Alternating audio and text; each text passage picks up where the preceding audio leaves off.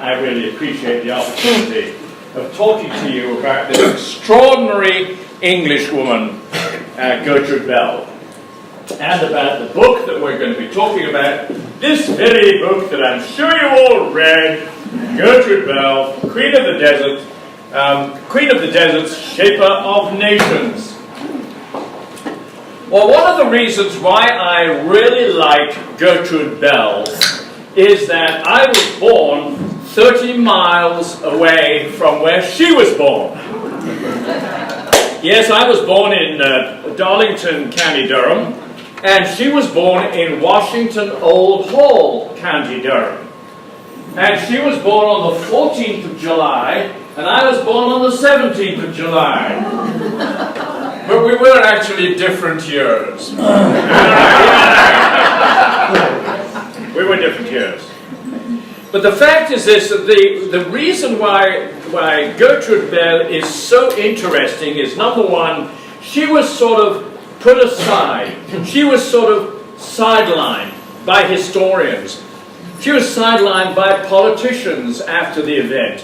And since that time, since her life, and the amazing things that she did, she's basically been sidelined by historians and by others. And so for this writer, Georgina Howell, to suddenly bring this lady up to life and produce this book here that we've been looking at and I'm going to review for you, is a very, very interesting issue, because it shapes up to numerous issues and to numerous, if you like, subjects involved with this extraordinary woman.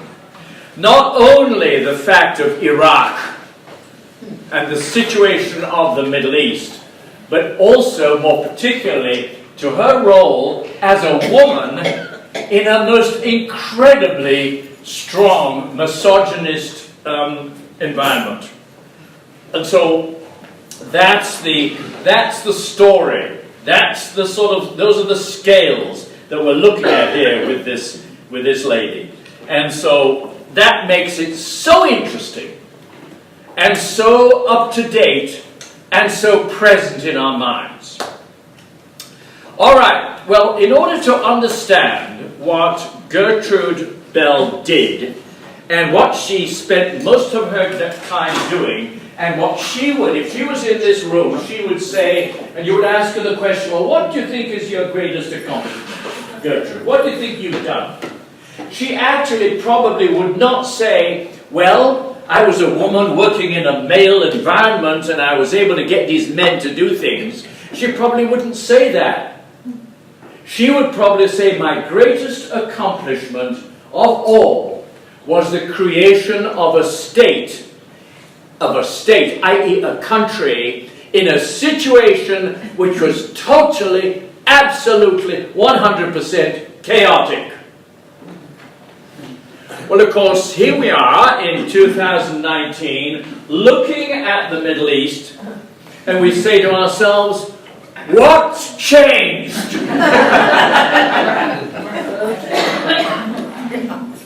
And it's very interesting what's changed, because you see there are some lessons which come right to us from that period of time, right up to the present day. And those lessons perhaps need to be learned. Now, I'm not going to sort of get into that type of subject, but I'm going to refer to it because it's so appropriate for Gertrude Bell's career and what she did and what she was able to handle in her life doing this type of work. So, what I really would like to do, I'd like to sort of, we're going to get into some interaction, because you've all read this book, right? Yeah. So, we're going to get into this interaction here, we're going to get some feedback on it, and I'm not just going to do all the talking. But what I'd like to do right away is to tell you about and give you a framework of the history of the Middle East when Gertrude Bell first went out there from her Yorkshire home and decided to go into the Middle East, which no woman basically had ever thought of doing at that time, and said, I'm going to do that. Just to sort of give you the quick review. Okay, Gertrude Bell's grandfather, Lauthan Bell, had in fact invented a system of making steel. Okay? And they lived up in North Yorkshire near the Cleveland Hills. They discovered that in these Cleveland Hills there were huge reserves of iron ore, which is a type of rock that you make steel out of in those days. You made steel out of iron ore. And so here he was mining this iron ore, and with special processes, as a chemist that he was, he basically turned this iron ore into a commodity which was of use during the great Industrial Revolution of Britain at the time of the latter half of the 19th century. This is 1860, 1865, that period of time. He's based up in the north of England, in the industrial heartland of the north of England. Okay? And there were two things in the north of England, mainly in Newcastle. There was coal and there was iron ore. And the two together are good to burning and making the furnaces for production of steel. He figured that out. He knew what to do about it. And Lothian Bell started the ironworks. He was what's called an iron master in those days. And so that was her grandfather. And so riches came very quickly into the Bell family. Lothian Bell's son, Hugh, was the inheritor of the business. He developed and built the business even further. They made wire rope, they made aluminum, they made all sorts of things suitable for the Industrial Revolution at that period of time, the 1880s, 1890s, and so on. And Gertrude was born into this family, which was producing huge amounts of wealth for the family. All right? There was no successful sort of public stock market in those days. It was an entrepreneurial society, and if you had good ideas and you were good business sense, you could make a lot of money. And the Bell family became very, very rich in that period of time. And so that's the family that Gertrude was raised in, and they had huge houses up there. I've been to one of them years and years ago. I remember going to Ryton Grange. It was actually demolished years ago, but it was up there. It was a big house that was turned into a private school, as a matter of fact. And so they had numerous houses up there, and in Redcar on the North Sea coast, and so on. So here is Gertrude being raised in this very wealthy family with a governess, probably, and with a private schooling and so on. And she was regarded, of course, and was obviously a very, very bright young lady, absolutely adored by her father, Hugh Bell. Absolutely adored. And one of the reasons why she was adored by him, because she was the daughter of his first wife, who died giving birth to Gertrude's brother. Okay. And so Hugh was left as a widower, and his daughter Gertrude had this relationship with him. He was somewhat of an intellectual, and of course she demonstrated the fact that she was a very bright child very early on in her life, and they had amazing bonding which lasted throughout her life. And so she ultimately went to Oxford, and there she was apparently one of the only females sitting in this classroom in Oxford. And she took her degree there in Oxford, which they didn't know how to deal with it. They didn't know how to deal with the process. We've never had a girl or a woman sitting in an Oxford class before. Well, there was another woman in the class with her at the same time, but she escaped out. Gertrude stood the test of time, got her degree, and she could wave at everybody and said, I got an Oxford degree, and people were astounded. People being male. People being entirely male. This, of course, late Victorian period, this was a very, very male-oriented society, of all things.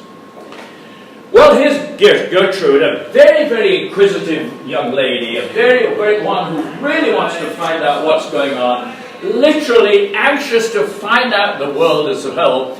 She discovers that one of her uncles actually is in the British embassy, or the British consulate in Persia, in Tehran, and she says, I would like to go and visit my uncle. I have nothing else to do. I'm not prepared to sit at home and make blankets and sew and or teach children in a school. I don't want to do that type of thing. I'm going to go into a world of travel. And so she goes to Harrods and she puts together her travel kit, which you could in those days. From A to B to Z, you could literally build yourself a travel kit for anywhere in the world, and Harrods would take you there. Basically, would walk you over to wherever you want to go, and that's the way she went to Tehran and to Persia. And she just totally fell in love with the Middle East. Absolutely adored it. Why did she like it so much? Well, actually, the real core of her like for the Middle East was archaeology. She just loved to scrape up the sand and look at ancient material and look and translate it and everything. And within a matter of almost months staying with her uncle, she learned Persian. She learned how to speak with the locals. And of course the British in the consulate said, we can't speak any Persian, we've been here for 50 years. I mean, how is it this young girl can go out and learn Persian just like that? She just had this, she was so smart and so linguist that she picked up languages just like that. And then of course she sort of got into the archaeological digs. Well, who were in the archaeological digs? Men. So she's there in archaeological digs in various parts of Persia at the time, looking at all these artifacts and everything and digging them up and teaching herself archaeology. This amazing woman, it was nothing else but self-taught, right from the beginning. Right from the beginning. Attractive, well-dressed, very conscious of style, and all that. She was, of course, everybody watched her on the site. Couldn't believe that this woman was out of somewhere, and here she is telling us what to do. And you see, it's all put in the context of the time. You have to literally look at the time, what was going on, how did people think and act at that time? Why did they think and act the way they do? You know? And so you would look at her in the context of that time. And so what was that time? The Middle East was under the control, the strict and vicious control of the Ottoman Empire, and had been for over 400 years.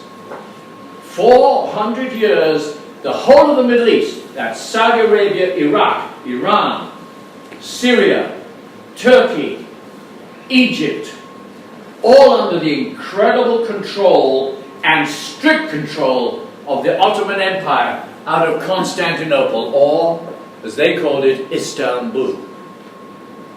And it was vicious control. Vicious control. The whole of the Middle East was divided into vilayats, which were under the control of people who were instructed by the Sultan and the control from Constantinople that under no circumstances has anybody got to devote or move away from the strict rules of the Ottoman system. Muslim, of course, Turkish type Muslim, but of course let's remember the Turks, who are the Ottomans, are not Arabs, right? The Persians are not Arabs. And so it's the Arab people who live in Saudi Arabia, Iraq, and Syria, and Palestine, who are the Arab people. Those are that's the Arab race, the Arab people. Strict control over 400 years. You don't run your own affairs, we do. And that's the Ottoman situation. And so when Gertrude ends up in Persia and travels the Middle East, she is traveling under the auspices of the Ottoman Empire. You have to have permission to go anywhere. You are under if you're a foreigner in that part of the world, you are under constant supervision and constant spying. All the time. You're never allowed to move without permission, without authority, without the proper papers. Otherwise you're put into jail. Well, that's all right. She knew that. She was able to do that.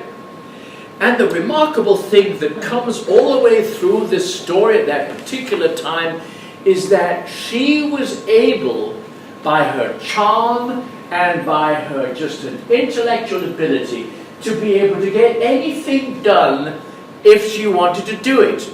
But she had also the patience to do it, and so on. So we have to see where this world was at that period of time, and it's very interesting for us to understand how the 450 odd years of Ottoman control of this part of the world still impacts today. Because the people of that part of the world had absolutely no control over their own affairs, neither did they even understand however they could have any control over their own affairs. It was just not part of it.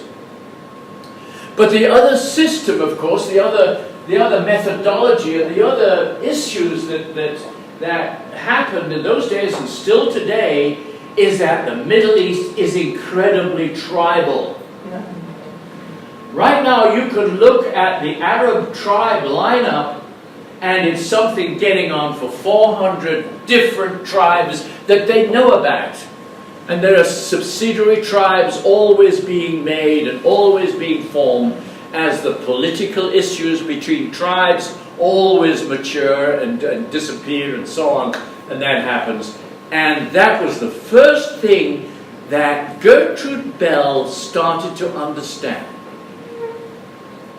And she started to understand, and she said that this is, you can't read this, you can't get a briefing in a British consulate or a British station. You can't do that. What you have to do? You have to travel. You have to travel. You have to get amongst it. You have to see it. You've got to be prepared to meet these people. You've got to be prepared to literally go in where nobody else has been and talk to them. And, in other words, get to know them. And that was her motive right from the beginning, for no other reason than actually, in my view, just her curiosity. It was curiosity. She had the money to do it. She had the ability to try and understand it. And it was just there. She was just an unbelievably, constantly curious woman. She just wanted to find out. And she realized right at the beginning, or it was realized right at the beginning, that she was deeply, deeply passionate and interested and almost in love with the Arab people. With the Arab people. I've met people actually in my life, just one or two people, because for some unknown reason British people had the need or the inclination to go native in the Middle East. Plenty of them. Kim Philby, you may remember who Kim Philby was. He was one of the main spies associated with Burgess and Maclean. Kim Philby's father was a major Arabist. He was one of the advisors of the Rashid family, who were the principal enemies of the Saudi family. Kim Philby's father, strange man. You never see him dressed in Western clothes, ever. When he finally ended up out there, this Englishman, educated in Eton and Harrow, he went out there, he learnt the language, and he never took off any Arab clothes. He dressed himself entirely as an Arab sheikh. Alright? And there are plenty of them. And of course, what it was is that Gertrude came in touch with these people. And it comes right out of the story, her story, that she actually went native. Okay, she went native. So, here she is in her comparatively young time, a young age. She decides that she has something involved with the Middle East and she wants to be increasingly involved in it. And She got the money to do it, but she decides to do it in archaeology. She doesn't have really any inclination, particularly at that time, to in any way be involved with politics. She despises politics, as a matter of fact. She sees what's going on and the political machinations and upheavals going on in the late 19th century in Britain at the time, just as bad as it is today. Anywhere, upheavals and so on, she didn't want to have anything to do with that. Her father actually was a Liberal MP. He was involved with Parliament, so she'd get reports from him about the goings-on in Parliament, and she said, I don't have anything to do with that. I don't have anything to do with that. But what I will do, I love the whole business of the archaeology of the Middle East. To look at the history of the Assyrians, to see the involvement of these great civilizations 5,000 years ago. It's all there. All you have to do is to scrape away the sand and see the most remarkable things that ever happened to the human race. Just amazing things. And she would, because she could read them. She could read the hieroglyphics. She could read the language. She could just a stone, and she would say, I know exactly what it said. She would read it, of course, right to left, right to left, right to left. She knew how to read them all. And she was self-taught in all this. And then she would go on to the next archaeology site and find out all about that and do this. It was a continual curiosity into this incredible discovery that I'm making about civilizations that nobody seems to be interested in, and it is just opening up a world of interest to me. A world of interest, and all the time she was riding camel. All the time she was riding camel. So people at home probably were asking the question, is it about time you got married? Or you had some relationship with a man? I mean, you're wandering around the world like this, and you need some type of protector. Well, I don't know about that, but she in fact fell deeply in love with a man. This guy she met actually in one of the British embassies somewhere. He was a diplomat, a junior diplomat at the time, and she fell in love with him. And she didn't even ask him what his situation was. She didn't even ask him, well, are you single? What are you? It was that she was in love. She was totally in love, and she had to spend time with Dick Wiley.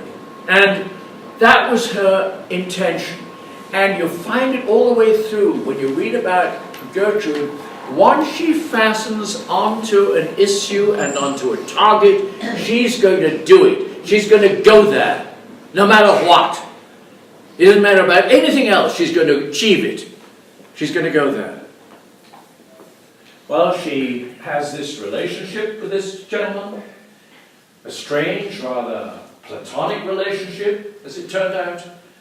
She meets him in London. They stay together in the same rooms, never consummate their relationship under any circumstances. The Great War comes along. He gets sent to Gallipoli as he is helping to unload the Clyde, which is one of the big ships that were pushed up onto the beach in the South Dardanelles there, St. Helens Beach there. This ship was pushed up there that had all the cargo and the soldiers on board, and he was helping to get them done. And the sharpshooters, the Turkish sharpshooters up on the hill there, were sniping at anybody they could see, and they shot him in the back, and he died. Just like that. And of course it devastated Gertrude. Gertrude was absolutely devastated. She didn't know which way to turn. She didn't know what to do. She didn't know how to deal with it. She was absolutely devastated. Her family thought she will die. She will die as a result of this. They brought her home. They took her home to North Yorkshire, and they put her to bed, and they said, Gertrude, you've just got to find a way that you're going to come back to us. Got to find a way. It took forever for her to come back, the fact that Dick was married, that his marriage probably wasn't that good, but didn't seem to worry her. Didn't seem to matter to her. Married or not, didn't make any difference. I was in love with this man, and he was killed. I was in love with this man, and he was killed. So Gertrude is this extraordinary woman living in this totally male environment. And when I talk about a male environment, so far as the British were concerned, it was incredibly male. I mean, you could look at Parliament in those days. There wasn't a single female in Parliament on either side of the benches. There wasn't a single female in government in those days. You would look at the civil service and the foreign office. There wasn't a single male involved. At the Indian office, there wasn't a single male involved. Nothing. And of course, the issues concerning the Middle East at the time, so far as the British government were concerned, was one thing and one thing only. Was protection of the back door into India.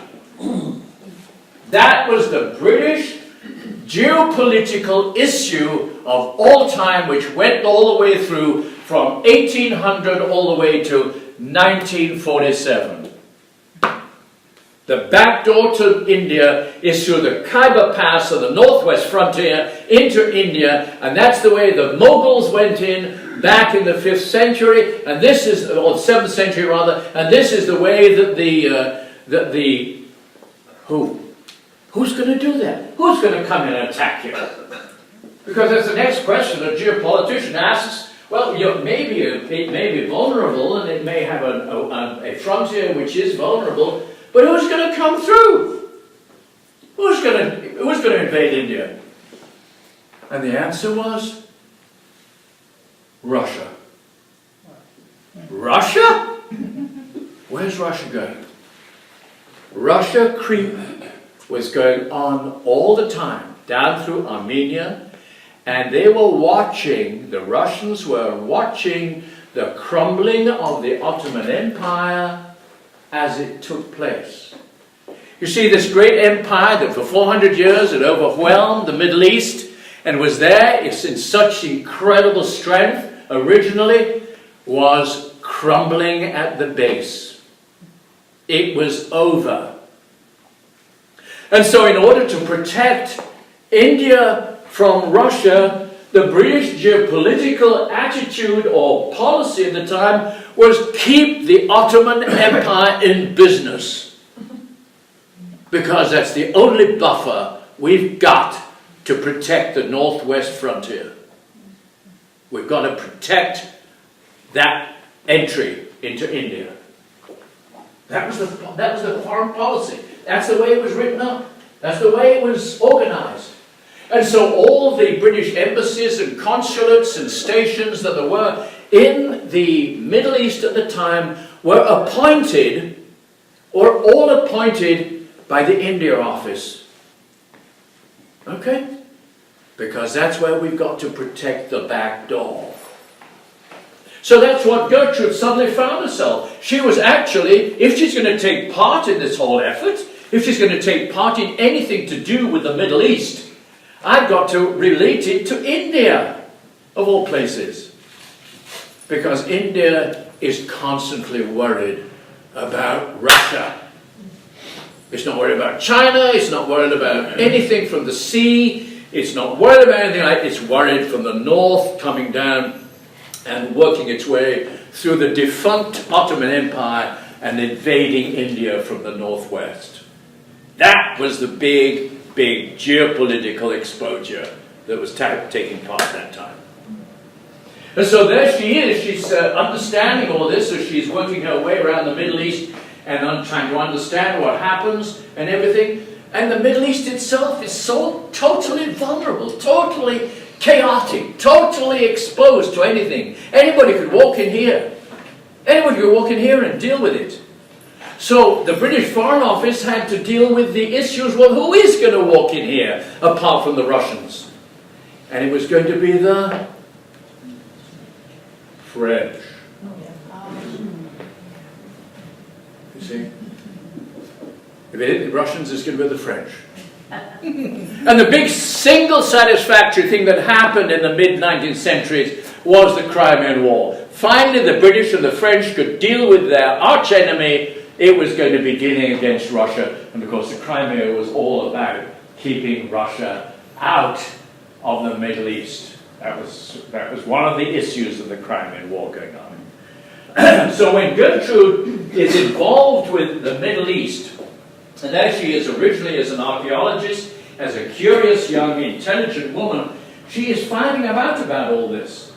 And she's interacting with all these people on that basis. And along comes the First World War. And the First World War throws up many strange people into the whole bag of nails. And one of the strangest things, of course, that happened was, what's Turkey going to do? What is the Ottoman Empire going to do? And of course, the Western European powers, because America is not involved at this point, the Western European powers are saying, where's Turkey going to jump? Or rather, where's the Ottoman Empire going to jump? Where are they going to be in this whole situation? And what had happened, in fact, there had been an internal revolution in Turkey against the Sultan and against the traditional Ottoman Empire system by a group of young men called the Young Turks. And they took it over. And the Young Turks, despite what the Sultan wanted to do, was basically a powerless individual sitting in his harem in Constantinople, the Young Turks decided that the people who are going to win this are the Central Powers. And we're more associated with the Central Powers than you are with anybody else. And we really don't like those awful British. They try to get involved in everything, and they got enough with India, and we might even be able to take over India if it's necessary. So it's the Young Turks literally decide that they're going to go to Berlin and make a deal. And that, of course, is a little bit before the Great War took place. So what happens is that Germany says, all right, I'll tell you what, we will be friends with you. And we're going to demonstrate our friendship with you, Turkey rather. We're going to demonstrate our friendship with you, says Germany, by building a railway from Berlin to Baghdad. Whoa! Says the British. That's the first thing that happens. How do you move vast amounts of infantry? By rail. We're going to build a wide gauge railway, fast railway, from Berlin to Constantinople, and then on from Constantinople to Damascus, then to Baghdad. And then we're going to put a branch line, and we'll build it for you right down the Hejaz. We'll build this beautiful railway right down from Damascus, right down to Medina and Mecca, because I know you want somewhere for all the pilgrims to go, and we'll build a rail line for you down there. So the Hejaz Railway was built, which was interesting later on from the point of view of activity of the Arab Bureau out of Cairo. So here we had this situation where the British were frozen in the India office in London, looking at the Germans having built this. The rapidity with which this rail line was built was nobody's business, and trains were starting to run down on it. And they said, what can we do? This is the railway line into India. This is the last straw. This is it. This is where we told everybody all the time that this was our vulnerability, where this great, huge, big area that nobody ever goes to is now covered by a rail line where these trains can move at the rapid rate of 10 miles an hour, and they can take thousands of infantrymen right the way down into the heart of the Middle East and threaten India. Wow. Meantime, Gertrude Bell was on her camel. And Gertrude Bell had decided that she is going to that she is going to prove to all these men that she can do an amazing job. That she can do things that not many men, I guess, or not many Western men, anyhow, had ever done before. Never done before. What are we talking about? Well, there's a sort of jagged area, comes down like that, it's called the Levant, and it comes in here like this, is the Nile here, this is the Nile Delta. Here is a place called Damascus. Okay. Here is a place called Baghdad.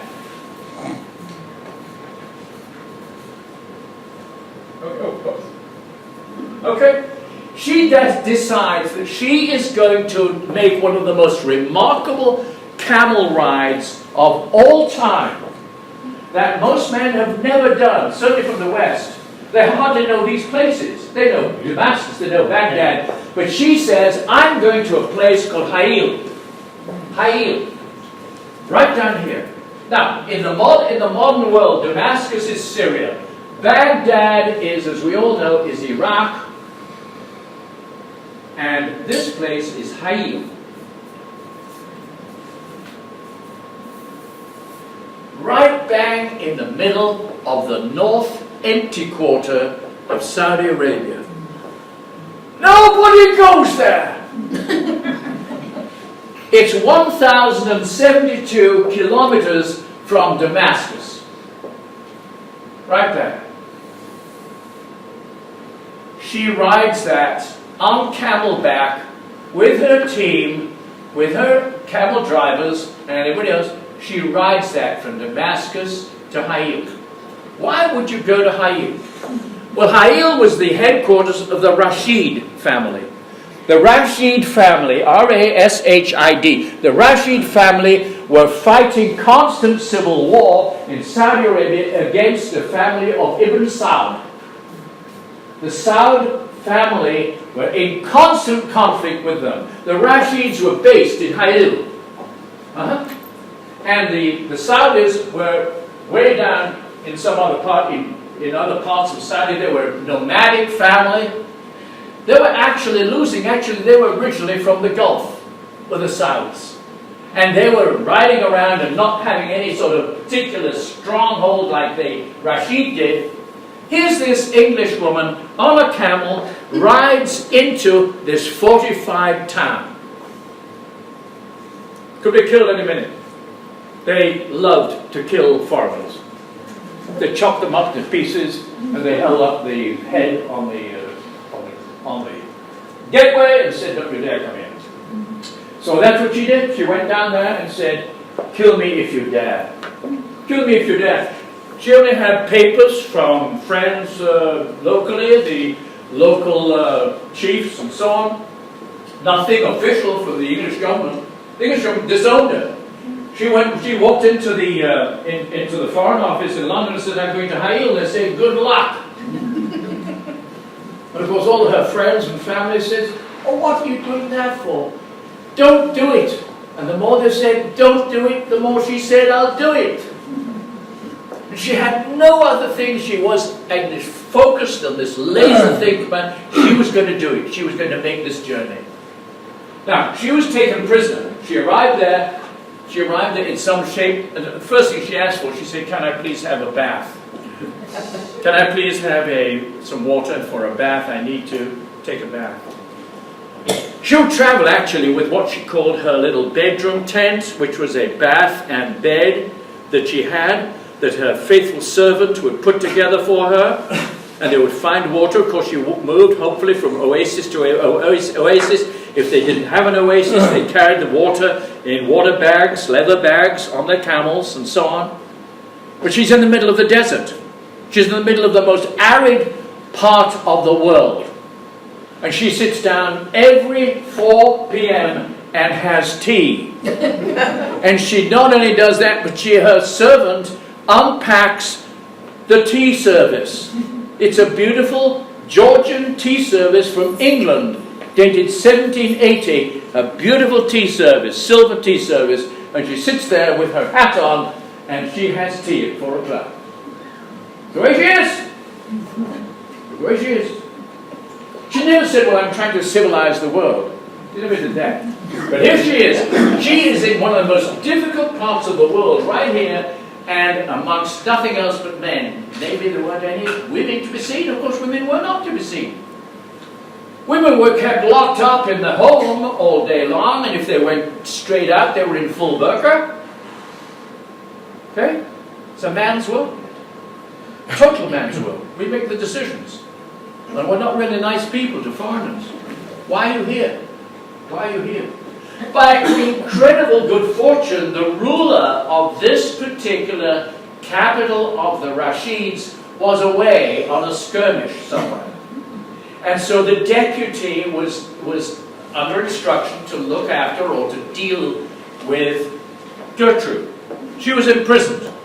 She was put into prison for a while and said, you'll have to wait here till Ali returns. And of course, while she was in prison, she made every effort to say, well, this doesn't work, I shall be reporting you, and don't forget, I'm taking notes. I'm writing all this down. And so, everything that you're talking to me about, everything that you decide, I will be talking about to other people. Alright? And believe it or not, during the night, I wrote a long letter to the British government, and I managed to get my courier out of the walls, and he's gone back. And so you'd better behave. You'd better behave. She used every single lie that she could possibly tell to try and deal with this. Finally, she was, by her charm and by her effort, she was let go. But she didn't go straight back to Damascus. She went another 1,000 kilometers to Baghdad. She went to Baghdad, ended up in Baghdad at the British legation there, and said, I think I need some water, please. Do you have any water here? We've been on a long camel trek, and so on. And they said, woman, what have you done? Have you upset the apple cart in Saudi Arabia? Well, yes, I may have done. I may have done. But she says, if you give me some water now, I need to get back to Damascus. Over 1,000 kilometers, 1,000 kilometers, over 1,000 kilometers, on sitting on the back of a camel. Don't you find this amazing? Who's done that here? You see, and so how can you possibly explain this lady? How can you possibly explain this lady? Not only is she here, she's dealing in one of the most male-oriented, if not the most male-oriented regions of the world. I mean, we know for a fact that in the Arab world, the woman's rights are negligible. I mean, in those days, they were less than negligible. Less than negligible. Not only that, but she was in a woman's world, in a man's world, so far as her, if you like, her masters were concerned. The British government, totally male-oriented. No women allowed, thank you. No women allowed. Yet here she is, as bold as brass, without any fear whatsoever, getting herself into these incredible adventures. So, what was the result of all this? What was the result of all this pain and effort and huge adventure and everything? And her discomfort at being imprisoned and goodness knows what, and the way she was treated. Why do that? Well, the interesting thing was that during this journey, this is not just sitting on a camel and riding. This is negotiating almost every 10 miles or 20 miles, negotiating with sheiks and chieftains and other tribes everywhere for clear passage. And the way that Gertrude did this was she would get off her camel and walk straight up to the sheik and say in Arabic, perfect Arabic, my name is Gertrude Bell, I'm from England, and I would like clear passage through your territory, thank you very much indeed, and I have a few gifts for you from England. And I'd be delighted if you could give me passage through, and maybe you could lend me or give me some water Maybe you could lend me a camel driver or two, because my others ran off into the desert.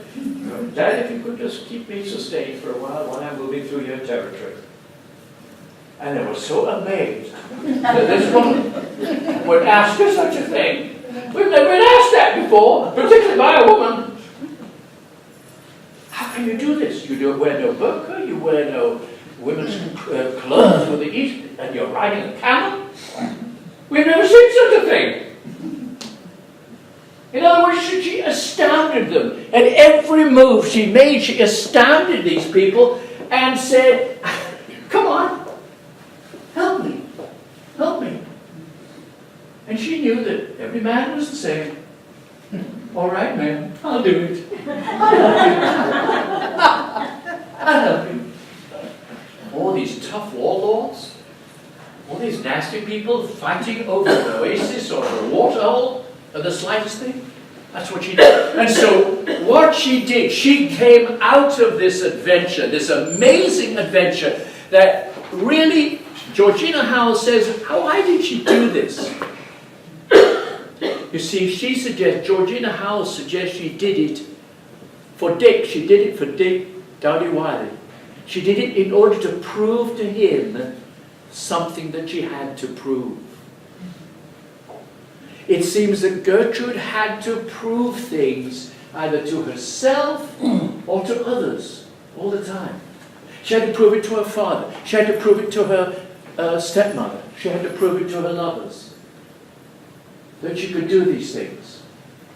And she was doing things, she was even pressing herself harder and harder. I mean, what woman would do this in order to say to her lover, oh, didn't I do good? But there was another, actually more political reason for this, is that she then knew more about the Arab tribes. She knew more about the Arab tribes, not only that, but she knew them personally, and she made friends with them, and nobody in any of the diplomatic service in the Middle East had ever done that before. They couldn't give a damn about the tribes. Because what you do if a tribe gets a bit big for its boots and it starts to make trouble, you shoot him. Not Gertrude. Not Gertrude. They had doubts as to whether she carried a gun, actually. And then on one occasion, when she was asked that question, she had to go back, and her camel driver produced a rifle. So that was her. This amazing journey was one of the most amazing journeys that she ever did, and it changed her life. Not only changed her life from the point of view of her understanding and knowledge of the area, but it changed her life because of the respect that she had now earned, particularly by the British government at the time. They respected this woman. But what do we do with her? Along comes the First World War. The recognition is, remember, the Ottoman Turks are now allies with Germany. They're in what they call the Central Powers. We are at war with the Turks, and there's this terrible campaign in Gallipoli, which was a complete failure for a variety of different reasons. Terrible strategy, terrible organization, awful death toll, a real mess, almost as big a mess as the problems in Flanders. A war of attrition. So the whole thing was now, well, what do we do about the Turk? Suddenly a decision was made by some general or other to attack the Turks in the Mesopotamian Valley. You know where Mesopotamia is, don't you? You remember how the map goes? Mesopotamia is this area right here. There's the Tigris and the Euphrates. Come down here, and they come together at the Persian Gulf. Here's the Persian Gulf coming up like this. And Baghdad is right there on and this area here is called Mesopotamia. At least it was called Mesopotamia in those days. And the intention was a British contingent went up from Basra. Basra was very important to Britain in those days. Very important. That, as you may recall, Basra is the city and all the townships amongst the marsh Arabs down in the southern part of the Euphrates there as it empties into the Persian Gulf, those of you who know that area of the world. Okay, Basra was where the oil came from. Remember, the Royal Navy had converted from coal to oil back under Jackie Fisher, Admiral Jackie Fisher, in about 1905 through 1910. So now, in the First World War, most of the British ships in the Royal Navy were oil-driven. And all the oil came out of right there. And what the British had to do is to preserve the oil out of Basra and the South Mesopotamian theatre, right there. And so the British army was concentrated in there. They were moving the Ottoman army up the Mesopotamian valleys of the Tigris and the Euphrates, and they got stuck at a place called Kut, K-U-T. They got stuck in there, and they were hemmed in by the Ottoman army, and almost to a man they all died as a result of the siege and so on and so forth. It was a total, unmitigated disaster, one of the many disasters of the First World War.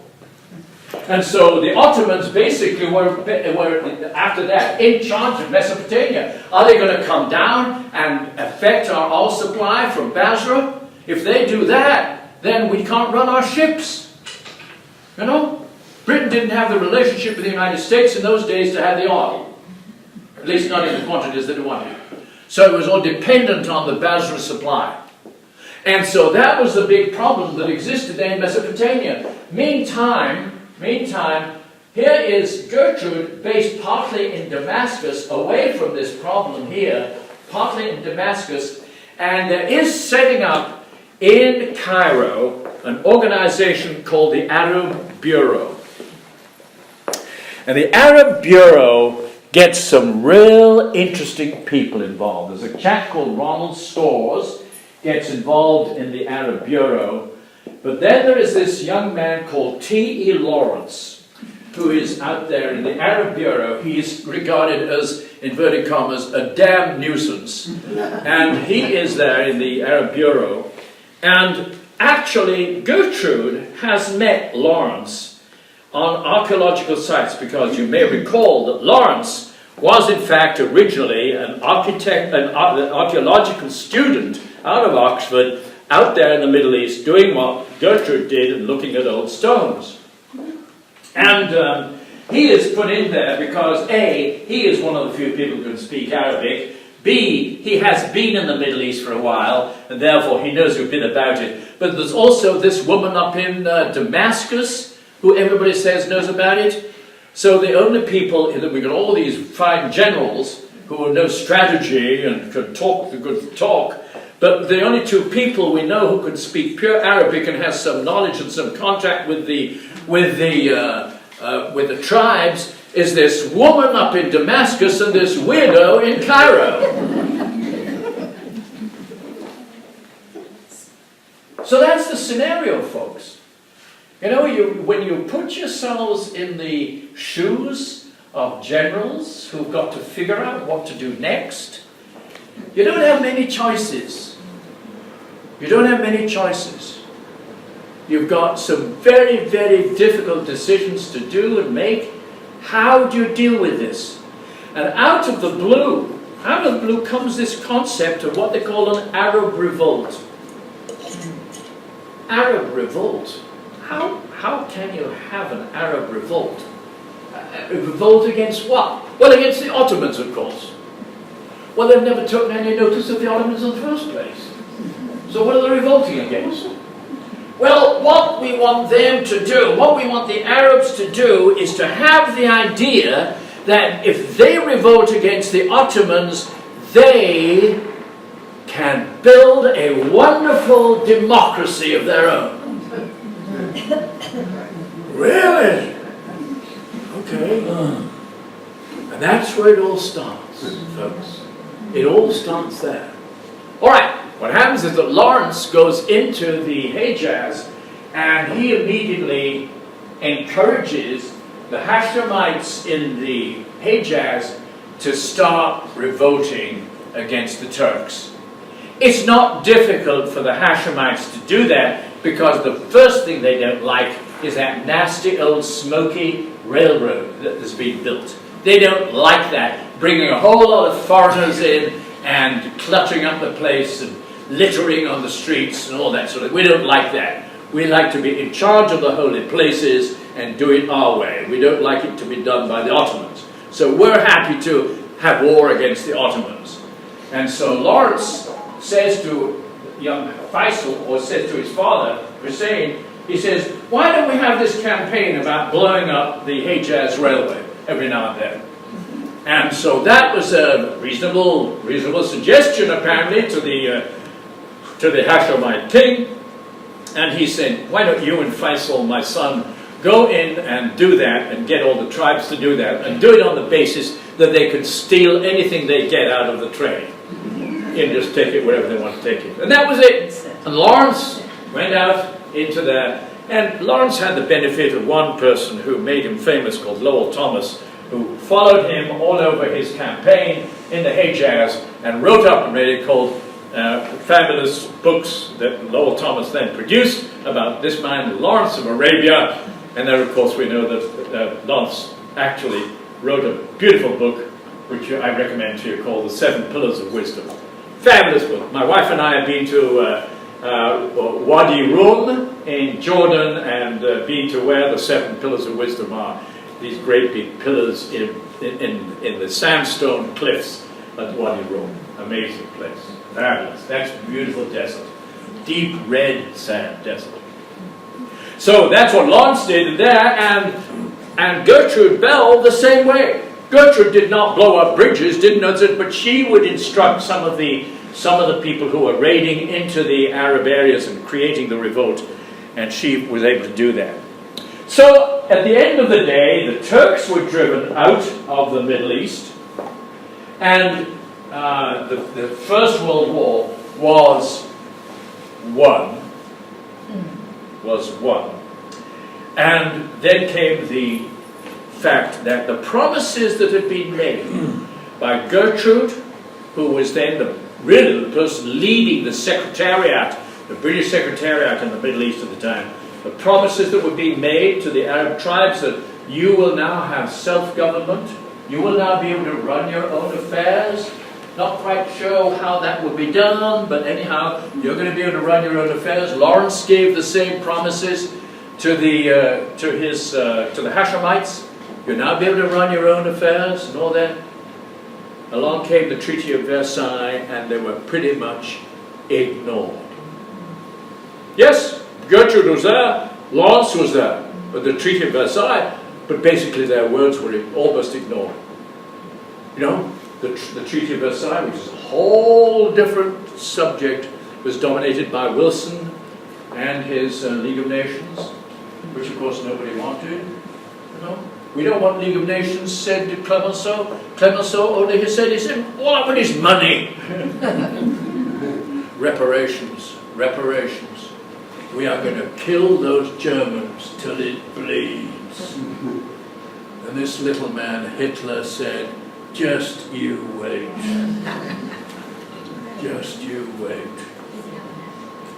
So the devastation that both Gertrude and Lawrence felt as a result of complete ignorance, they felt totally, I mean, Lawrence was a straight guy, a really, really straight fellow. He'd given promises to his Arab neighbors, he'd given promises to Hussein and to Faisal. I promise you that you will have self-government, you'll be able to run your own country. As indeed Gertrude had said this, and suddenly that was not to be. These two people who basically led the whole thing and started the Arab Revolt had nothing. They had nothing.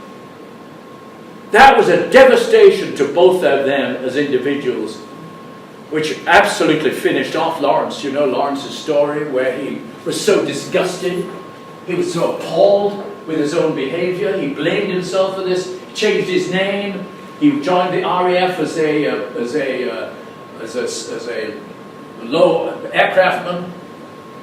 You know, one of the most famous men in the world, tried to get himself away from anything, and finally ended up killing himself on his motorcycle. And Gertrude never got over it. Gertrude never got over promises made to these people. I love these people, I've made promises to them, and now these darn civil servants in Paris have let us down. Have let us down.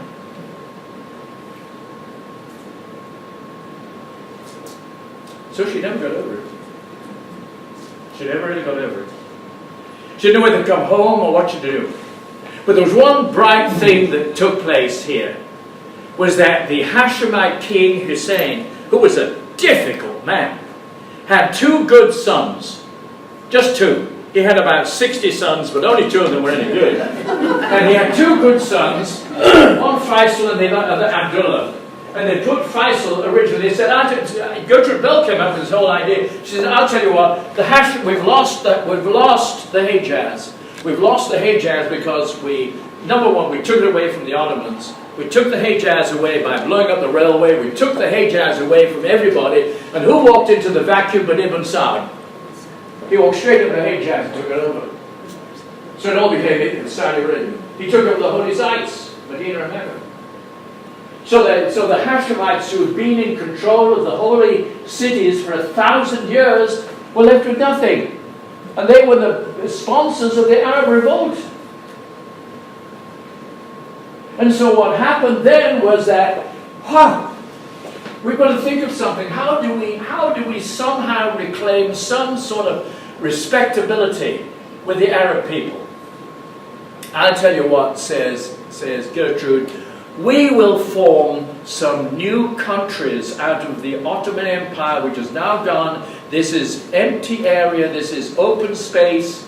We can now form a number of countries, and we can put them in charge or make kingdoms for them because they've lost the Hejaz. We can bring them up north and put them in place there. And suddenly the British and the French government said, no, you can't do that. And Gertrude says, why? And they say, because of a thing called the Sykes-Picot Agreement. I don't know anything about the Sykes-Picot Agreement. Who the hell is Sykes and who's Picot? Oh, you don't know Mr. Mark Sykes? He happens to be a fellow Yorkshireman. He's a baronet, a 3rd baronet, living in Sedgemoor, East Riding of Yorkshire. Very nice guy. He got together with this French civil servant called Gerard Picot, and they formed the whole idea that they would break the Middle East into 2 segments, the French and the British Mandate. Now, mandate, says Gertrude, sounds awful lot like the word control. Well, we don't like to say control, but we call it mandate.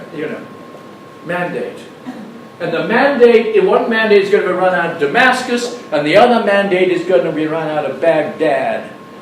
That's the way it was going to be.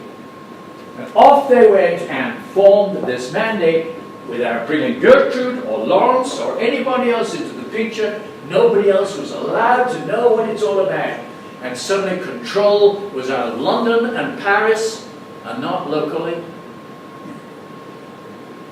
Well, I'm not going to take any notice of the mandate, and I'm going to have my man, either Hussein or Abdullah or Faisal, up here as we had promised, and we are going to form countries, says Gertrude. We're going to form countries. So they said, oh, well, we've already decided. There's a country called Syria here, and we've drawn these lines in the sand, and this is called Syria, and that's under the French mandate, together with Lebanon, French mandate, and the British are going to have this area, which is under the Iraq people, and then Saudi were not interested in Iraq and Palestine, under the British mandate. I see. So you're going to put in a whole new bureaucracy of people. So the Arabs turn around to Gertrude and they say, we thought we'd thrown the people out who had dominated us for 400 years, these Ottomans. And now you're bringing in the British and the French. We're going to have another type of revolt. And did they think? They did. They revolted against the British and the French. And so in comes the armies of the French and the British after the First World War, and in they come again and have fights on the sand about this old issue. The belief being, folks, both in Whitehall and in the Quai d'Orsay, the belief being that these folks can't run their country by themselves. You know, there are a bunch of tribes, they've been occupied for 400 years. They don't know what to do about setting up a government and running the electricity and the water supply and all that. They can't do that. They don't know how to do that. Well, you may be right, but we promised them freedom. Well, you better think again. You better think again. Anyhow, Gertrude, for her sake, Lawrence went off and did his own thing and disappeared from the world, disgusted. Gertrude decided that she would stay and deal with the Faisal, deal with the Hashemites. And she said, all right, I would like to put Faisal in as king of Syria, and Abdul, his brother, as king of Jordan, and maybe we'll find somebody else, maybe another Hashemite, to run Iraq. Well, Faisal was soon kicked out of Syria. Oh, that was not a good place to be, right? So he was kicked out of Syria, and Gertrude immediately said, I know what we'll do with Faisal. We'll put him in Iraq, this new country of Iraq. And we're going to sit down with Faisal, and we're going to draw some boundaries like this on a map, an empty map on her table, on her dining room table, and she started drawing the boundaries of the countries. Iraq, Saudi, Syria, Palestine, Transjordan, all drawn on Gertrude's dining room table. So Faisal ended up as king of Iraq. And she would spend hours with him in his summer palace on the shore of the Euphrates River. She loved it. She loved the atmosphere. She was getting tired. She was getting sick. She was getting, fed up with the attitudes of politicians and with everybody else. But she would love to spend time. He was an intelligent, smart, very convivial personality. She really liked him. But she realized that, how is it that this Hashemite, from the Hejaz, is going to be king of a multitude of different tribes in this place we've now called Iraq? How's that going to happen? Well, it didn't. It didn't. It wasn't Faisal. It was his grandson that actually was strung up, stripped naked, slashed with swords, and decapitated. And Iraq was declared a so-called democracy. And that was it. The story was over. But by that time, Gertrude had a final visit to her father and to her stepmother and her family up in North Yorkshire. And she went back to Baghdad, and she looked across the Euphrates and the Tigris for the last time and took an overdose of sleeping pills. And that was it, 1923. And her life was over. So what do we get of all this? What about this book? Well, the interesting thing is that Georgina Howell, it's pretty much the only book she ever wrote. She was a fashion editor at Vogue. And she was a very good fashion editor, actually. She made a lot with that magazine when she was in charge of it. Did very well. So she was mainly occupied with writing fashion stories, this sort of thing. And you can tell as you read the book that when she gets onto the fashion stuff, she really enjoys it. And she's, and apparently she's dead now. She's been dead for a few years now. She got breast cancer when she was 72, I think it was, and she died at that time. She and her husband renovated a 1,000-year-old farmhouse in Brittany, and that was her last few years. But basically, Georgina Howell, you can tell when she writes this that she's a, and I hate to use the word necessarily, but here I am using it, she's really a feminist. She's a great believer in women's you know, women's rights, win the thing, and that. Fine, that's good. But it sort of comes through in the book. And you can see why, because I would like to sort of think about why does an author write this book? Why does she write this book? Why does Georgina Howell write this book?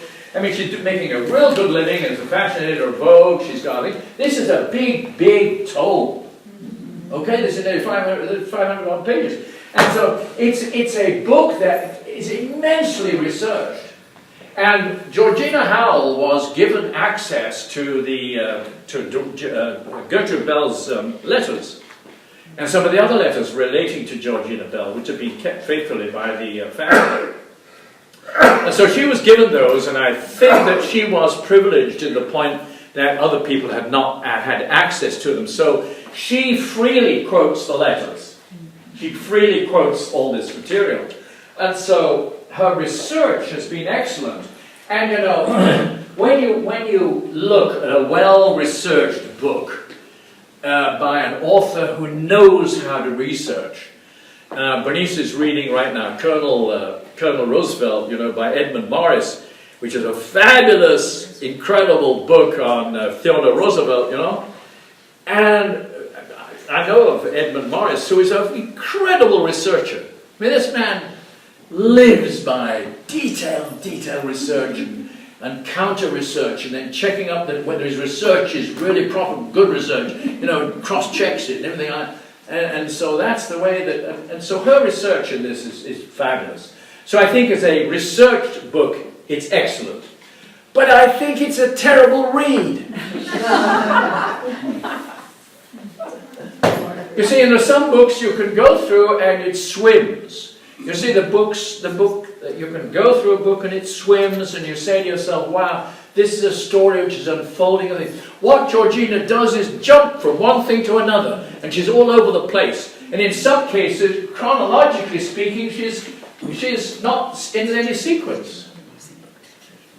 And so, bless her heart, I mean, this is a wonderfully researched book, but gosh, Georgina, you know, it doesn't read well. It doesn't read as a smooth book. And we're doing a book review here, so we're privileged to talk about that, don't we? You know? So that's what it is. And so, choosing a book like this for a book club is extremely valuable for two good reasons. Number one, it tells a story which has to be told. It tells, in my view, it's not a story about the Middle East. You can get plenty of books about the Middle East story, you know, particularly during the evolution of the Middle East, the Great War, and that period of time. You get lots of great books on that. Very, very accurate books, and very, very well designed and well written, including ones by Winston Churchill, actually. But those are the type of books which are really good. By the way, you know, it was Winston Churchill. Winston Churchill invited Gertrude Bell to the 1921 Cairo Convention, and this picture on the front here is at that convention. This is 1921. And here is Gertrude Bell, Winston Churchill on the left, Gertrude Bell next to him, and Lawrence right there next to Gertrude, okay? So there's the three of them, then there's Percy Cox and various other people who are involved with both of them in the Arab Revolt. But here's the 1921 Congress, and Churchill fell off his camel 4 times. And she had to get down and, you know, kick his ass and get him back on his camel and said, get back up there, Winston, because your photograph is going to be taken. But you can tell by the movement of the camel's nose that it's not happy with Churchill on its back. And Winston actually tells that story a little bit. He doesn't tell it as graphically as I'm telling it, but he admits the fact that he had difficulty staying up there on that camel. But that was 1921, and what had happened at that time in 1921? Churchill was cabinet minister for the colonies, and remember, in those days, the British Empire was very huge and very wide and very strong, as it were. At least they thought it was strong. And that was the situation. And Churchill was Department of State for the colonies. But Britain had no money. Britain had spent all its money and more and everybody else's money in the Great War. It was broke. Britain was broke.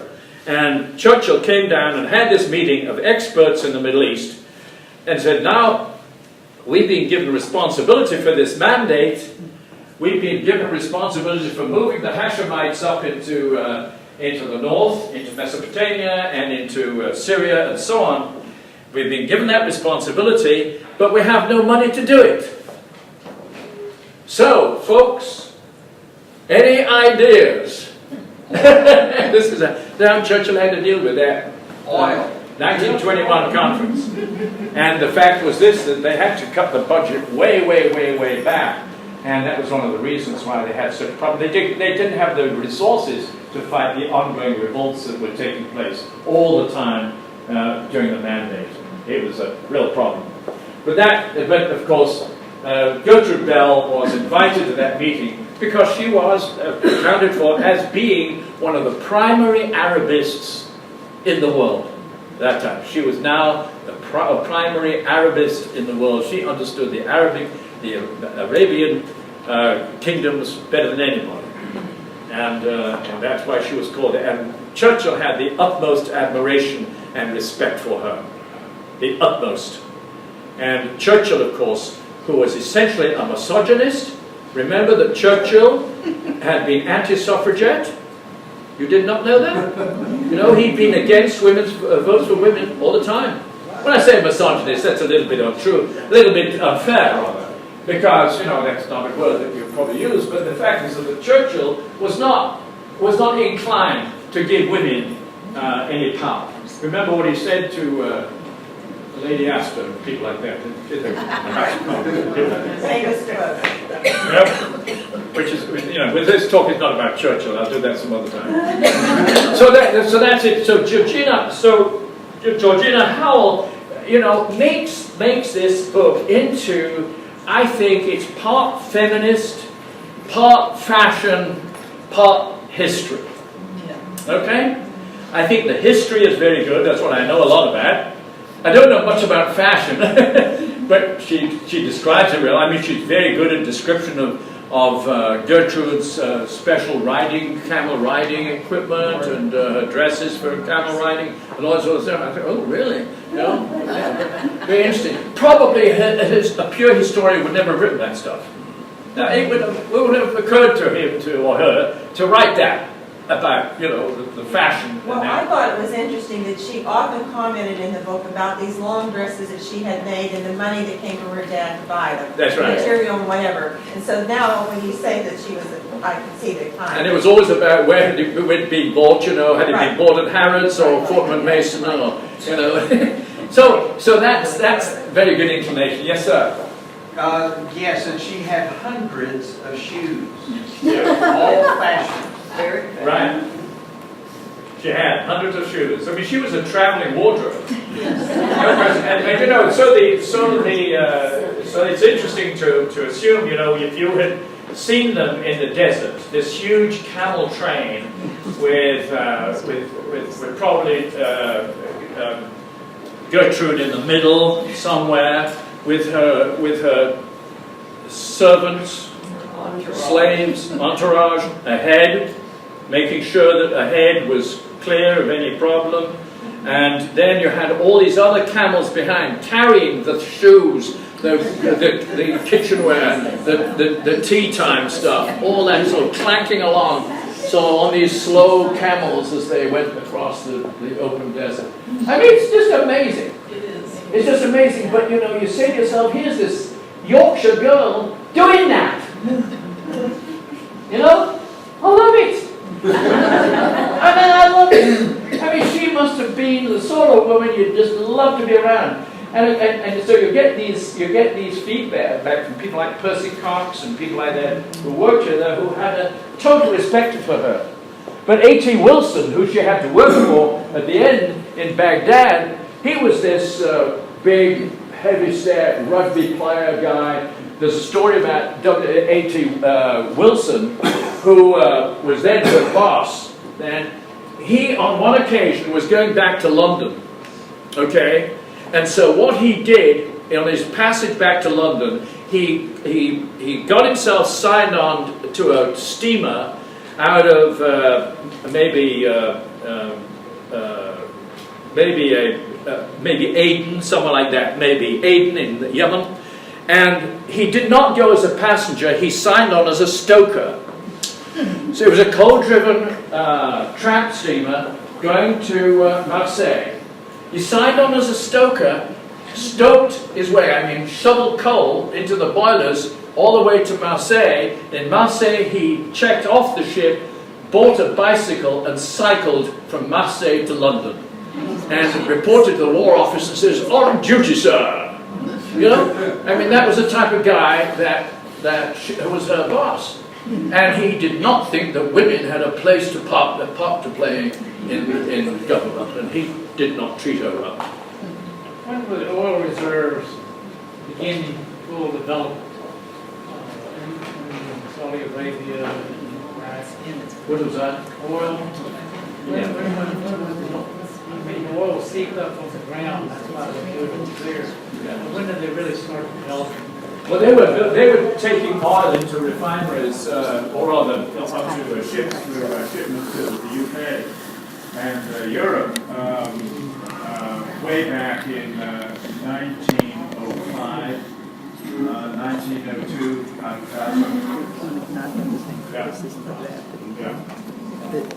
Yeah. You know, I wish that you had been my history teacher. When I went to the University of Texas, because I might not have gone into medicine. Well, all those people that you saved, one of the things that you didn't touch on was her mountain climbing. Yeah, that's right. Two men, just two men, Yeah. and they climbed some of the most difficult mountains in all of the Alps. Yeah. And some had never been climbed. Right. And I wondered what led her to do that. And you said, You're trying to beat the odds. Always trying to beat the odds. Always trying to do things that others would not do. and other men couldn't do. Right. And she, when she committed suicide, she was 58 years old. But at the beginning of World War I, she was 47. And she accomplished so many things, it's just amazing. You did. Thank you for that input. Yeah. No, her mountain climbing was something remarkable. When you talk about a life as heavy as this, some things you can't even miss. So let's have some more input from various people. More reflection on this incredible woman at this incredible time. Anybody have anything to say? Talking about the books written, her letters. I checked one out as I have read through this. Yeah. And kind of go back and forth and get her take on some of the things that found it. She was pretty honest. She just said it as it was. Yeah. What she's talking about is the letters. And the letters are very, very upfront, very honest, very forthright. It's as if she really didn't have anything else to hide. She's a very, very upfront individual, which is unusual. Here she is, a social queen in many ways, and brought up in the best of British social life. Her stepmother basically taught her how to behave at dinner table and this sort of thing, and she was brought up from that point of view, very, very, in a rigid Victorian home, upper class home, and normally people were not as frank as just opening up about their personal affairs or opening up about issues that they had on their mind, and it would be covered up because it wasn't socially appropriate. And but what you're saying is that her letters were very open and very frank and very flat, honest. That's very, very important. Yeah. Thank you for that comment. Yeah. Anybody else? Anybody else? Yes. Michael, I realize it's a man's world back in those days, but why has she been shut out historically for so long? In the world of education and history, Yeah, what I think is very unfortunate about all sorts of issues that we have to deal with today is that we judge, we're so tempted to judge situations of yesterday in today's situation. And we look at issues which were prevalent 100 years ago and criticize them today because of what we think we know. And so Iraq's a mess. And then people say, well, we should never have had the mandate. Or we should never have drawn the lines in the sand and given the boundaries the way they were. Or we should have, we should be staying in Syria for much longer. So everybody sort of second guesses what went on years ago. And yes, I mean, it's true to say that there were a lot of mistakes made.